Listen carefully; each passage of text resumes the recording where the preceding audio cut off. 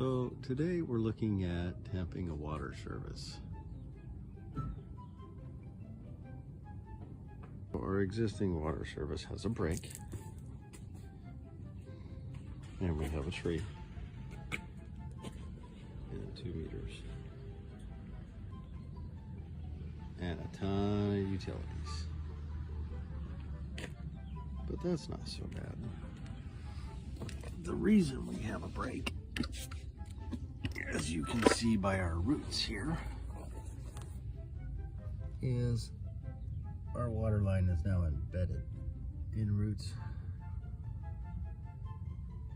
and the split is right there.